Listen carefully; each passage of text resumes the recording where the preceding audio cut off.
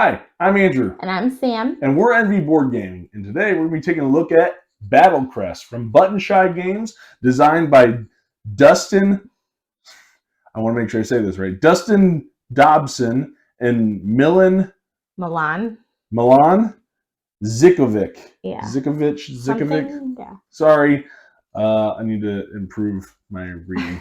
But we're gonna go be reviewing this game from Button Shy Games, and this was sent to us to take a look at. And I didn't really know a whole lot about this game when we got it. So this is actually our very first Button Shy game that we've ever played. And I looked into it. I was like, an 18-card skirmish game. Sounds interesting. All right. So I'm not going to do a how to play for this video because Samantha and I did a pretty exciting finale of a 2-player playthrough. I would say it was pretty tight. So if you want to learn how to play the game, I would say go check that video out, see how it's played, see, get kind of a feel for it. And that way you'll know, a little bit more about what we're talking about. But we're going to go ahead and we're going to jump right into this and talk about the game because I was really fascinated about this. I've heard of Button Shy Games. I know they do games with just 18 cards, which is to me impressive, and I don't know how they do it. So when I heard about Battlecrest and I heard about it being a skirmish style game, I'm obviously a huge fan of skirmish games like Dice Throne. I think you might be able to consider that, but Unmatched, Skull Hollow, those kinds of games really resonate with me. And so when we had an opportunity to take a look at this, I was like, absolutely, definitely. And it comes in this size of a package. So I was always curious. Put that in your pocket. Right. So I was really curious as to like how much game is in here. Right. So I'm just going to jump right into my positives just because I'm kind of blown away by this game. I'm not going to lie, because it does a lot really well. All right. So I'm gushing a little bit because I haven't played any Button Shy games, but there is a lot of game in just 18 cards, right? True, so in this, you have 2 hero sets. So you have Mutiny and you have Akina, and then it's all just cards, right? So you're going to have your row of actions. You're going to have the board is kind of laid out with just some landscape cards and where you're going to be set up and starting the fight. But everything like flowed so well. I felt like it was pretty streamlined. I love the multi-use cards where you decide, do I want to use this card for defense, or do I want to prime it and be able to use that ability so I can make the other abilities that I have even stronger, or do I want to use the abilities that are on them? There was a lot going on. I love the way that it managed the health, just with depending on the position of the card, that's how much health I have. Easy. No problem, right? I like the landscapes. I like the whole using an ability and getting the little bonuses if you're next to those little tags, those different symbols. I like the hazards where I can push and shove people into those and try to get them to take damage. I liked the shortcuts to be able to help move around the board a lot better. I like the unique play for each character. Right, because we even got the 2 extra hero packs that were in the Kickstarter, which is Whisper and Forge, and just with 6 cards for a character, they could play very differently. Because you have Mutiny, who has his little minion, which is small, but if he's next to you, you can't defend. If you get attacked, and Mutiny's I can't remember his name now, the little robot. If he's next to you, then you can't defend any of the attacks. So it's I want to take him out, but then, you got the actual hero that you got to go up against. Then you have Akina where you have 4 actions. I like having that because then maybe I can pile up those symbols. It is helpful. Right. I like that a lot. If you go with Whisper, you can fly. You don't have to worry about, flying through hazards. You just go right to your spot. You don't have to worry about going a certain way for shortcuts. If you use Forge, he has this item this shield, this blast shield. It's like a 2-use thing, but still, like, it could be a lot of defense, and then on the flip side, hit really hard depending on when you use it and just the timing. Right. So I liked all that goes into it. It's super quick turns, 2 actions out of 4 possibilities, right? You got to take different ones. Right. That's it. So I did like that, and I think there's a lot of game in just those 18 cards. There's a lot of replayability just based on those actions. I like that the cards are double-sided, so it's like, oh, what combination do I need to get to maximize? I don't know. I really enjoyed it. And so I was pretty excited about it. I'll take a breath and let you speak. What are some of your positives? I did like the different characters, and they all did have the different abilities. I mean, I'm not gonna lie, I'll be honest, like Whisper is my favorite character out of all of them. Really? I love, well, I mean, it's awesome because you can fly, but I think like her having aura as part of, well, I don't know if it's a he or she, I shouldn't say that with the cat, but anyway, I like the having that extra buddy, I guess, Minion? minion to help you throughout the game. And I think it is cool being able to flip the cards, like you said. So it's like every time you play it, like the replayability of the game in general, you can play it a ton and it would look different, like every time you play it. Because of the different abilities on the cards. Landscapes are in different positions. Yeah, landscapes are different. So I think like replayability, this game has it. And it's very unique. Like very unique. I feel like it's unlike really any game I've ever played personally. I do like that it is a fast game. It is super easy to set up. Right. I mean, you could like travel with this super easy. Oh yeah, I mean, like it goes in your pocket. So I mean, if you have to choose between unmatched dice thrown, like those big kind of head-to-head games, or this I throw my, and I can teach it. I can teach it so quick. All right, you have 4 actions: move, activate, prime, refocus. Done. You can teach it so quickly. It's simple. It's easy. But it's got so much depth in the decisions that you make. Sorry, I didn't mean to cut you off, but there is a lot of depth to the game. No, there is a lot of depth. Like, I mean, I feel like your movement is everything. You know, like you have to really plan out where you're moving, what's the extra like abilities that you have on the cards that are out there, and just really like being aware of where you're placing your character and like what am I going to do next?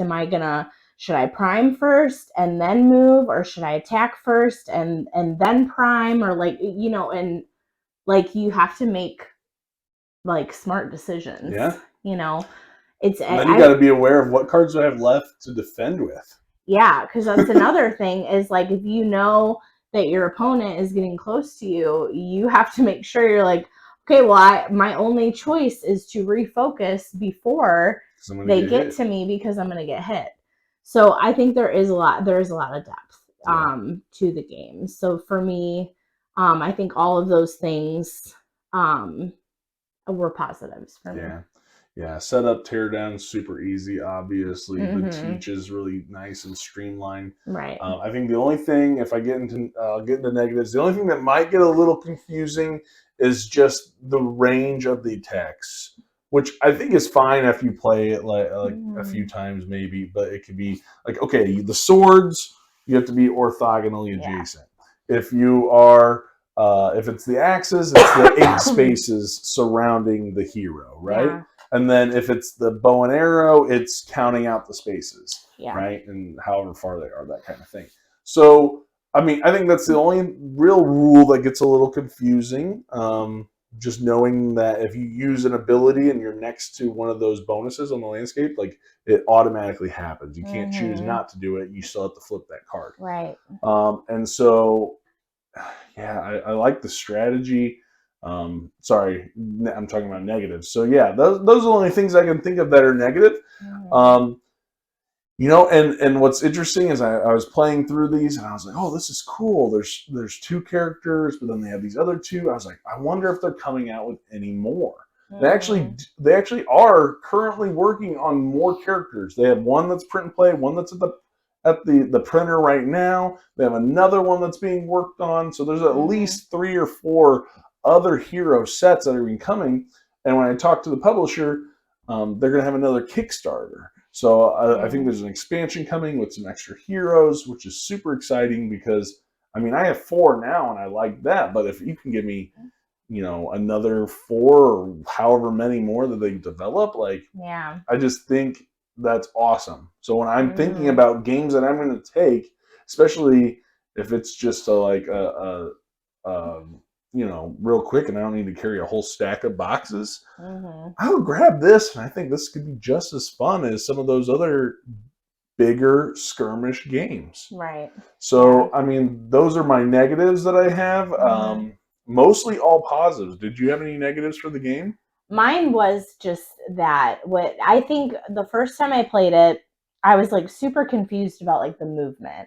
And I think as I've played it more, it's making sense to me. But I'm a very visual person, so having no board per se, and then moving on a invisible bear, like has an invisible line, pretty much to me is just kind of like I guess just the way that I look at things. For me, that was like the only negative that I'm like, I actually kind of like having a board or having something, a play mat, or even, it being like straight, because it was it's like diagonal set up. And so, yeah, I think I would just for me, it would be easier as far as like movement and when you're using the cards to be like, okay, this is how many way I could actually see it. Right. And I can't remember right, so don't quote me. I thought they had like play mats during their Kickstarter. I went and looked at it a little bit as I was getting into it and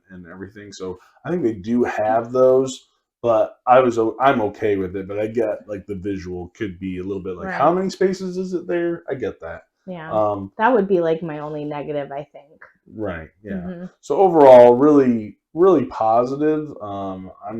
I'm definitely excited to see what they come out with next. Like that was my big question. I was like, are you planning on adding more? And they do. And so, I mean, it's a pretty solid game. I was very thoroughly impressed. And like I said, this is, maybe that whole visual thing is because we haven't played a button track game.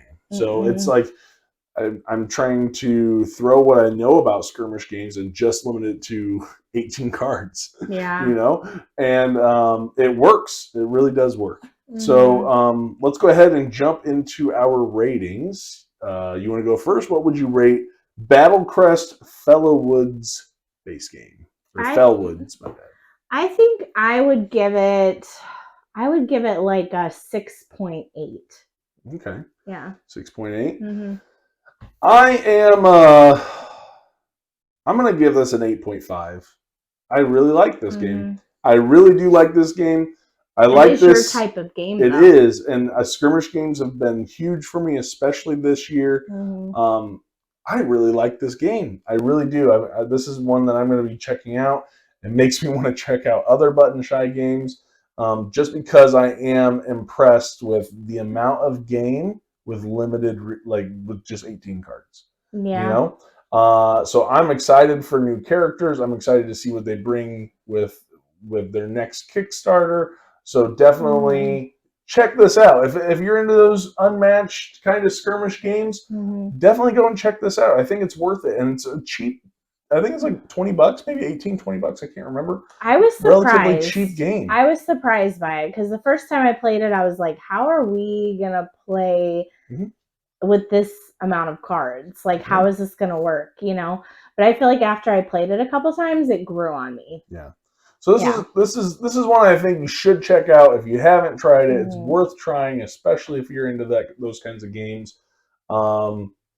It kind of feels like I don't know. I'm not sure how well known it is, but I mean, I think it's worth checking out. So that's I would highly recommend it. Highly recommend And it's cheap. And it's cheap, so it's great. If you're looking for, Christmas presents, this is a good one to go for. Yeah, go look let's for be it. honest. I'm pretty sure they're selling them on their web store and everything. So yeah. So check out Battlecrest. Also, go check out our playthrough. It was a tight one that came down to a pretty big hit at the end.